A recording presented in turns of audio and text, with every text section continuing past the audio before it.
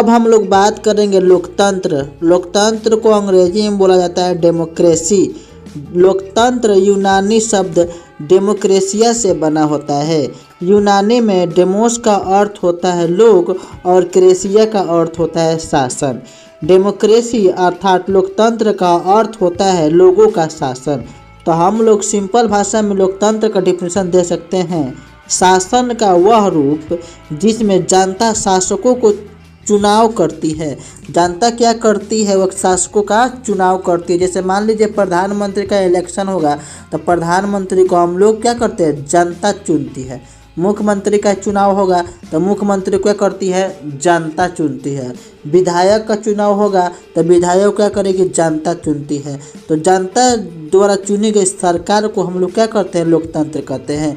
Abraham Lincoln द्वारा लोकतंत्र की परिभाषा, ये परीक्षा में कितनी बार पूछा गया है। तो अब्राहम लिंकन द्वारा लोकतंत्र की परिभाषा दिया गया, लोकतंत्र जनता के द्वारा और जनता के लिए चुना गया सरकार होता है, उसे हम लोग लोकतंत्र कहते हैं। लोकतंत्र में लोग यानी जनता ही शासन के केंद्र बिंदु होते हैं। इसमें लोग ही क्या करते हैं, शासक को चुनते हैं और वो केंद्र में बैठकर सरकार को चलाता है। तो इसलिए हम कह सकते हैं लोकतंत्र में लोग जनता ही शासन के केंद्र बिंदु होते हैं। लोकतंत्र को सर्वोत्तम शासन माना गया है। जो लोकतंत्र है वो पूरे देश में फेमस है, मतलब सबसे अच्छा शासन व्यवस्था लोकतंत्र को माना गया है। भारत में लोकतांत्रिक शासन व्यवस्था है। ये भी ऑब्जेक्टिव कितनी बार पूछा है, पूछ देगा भारत में किस प्रकार का शासन व्यवस्था है, तो आप लोग ऑब्जेक्टिव पर टिक मारिएगा, लोकतांत्रिक शासन व्यवस्था है। अब हम लोग बात करेंगे लोकतंत्र कितने प्रकार के होते हैं। तो बता दें लोकतंत्र मुख्यतः दो प्रकार के होते हैं। पहला है प्रत्यक्ष लोकतंत्र, दूसरा है अप्रत्यक्ष लोकतंत्र। तो प्रत्यक्ष लोकतंत्र के बारे में हम लोग जानेंगे और अप्रत्यक्ष लोकतंत्र के बारे में हम लोग जानेंगे। प्रत्यक्ष लोकतंत्र डायरेक्ट डेमोक्रेसी, ऐसा लोकतंत्र जिसमें जनता सीधे सरकार को चुनती है उसे प्रत्यक्ष लोकतंत्र कहते हैं।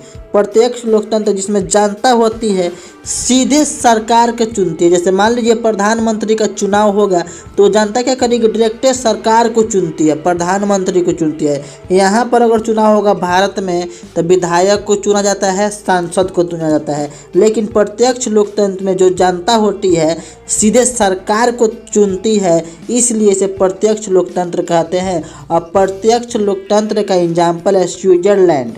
अब हम लोग बात करेंगे अप्रत्यक्ष लोकतंत्र, इसको बोलते हैं इनडायरेक्ट डेमोक्रेसी। वैसा लोकतंत्र जिसमें जनता अपने प्रतिनिधि के द्वारा सरकार को चुनती है उसे अप्रत्यक्ष लोकतंत्र कहते हैं। और यह इसका उदाहरण है भारत। भारत में अप्रत्यक्ष लोकतंत्र है। इसमें जनता क्या करती है, प्रतिनिधि को चुनती है। जैसे मान लीजिए भारत का अगर प्रधानमंत्री का चुनाव कर, सांसद को चुनाव करते हैं और सांसद क्या करती है, प्रधानमंत्री को चुनती है। उसी प्रकार अगर मान लीजिए बिहार में मुख्यमंत्री का चुनाव होगा तो हम लोग मुख्यमंत्री को चुनने से पहले विधायक को चुनते हैं और बहुत सारा विधायक मुख्यमंत्री को चुनता है।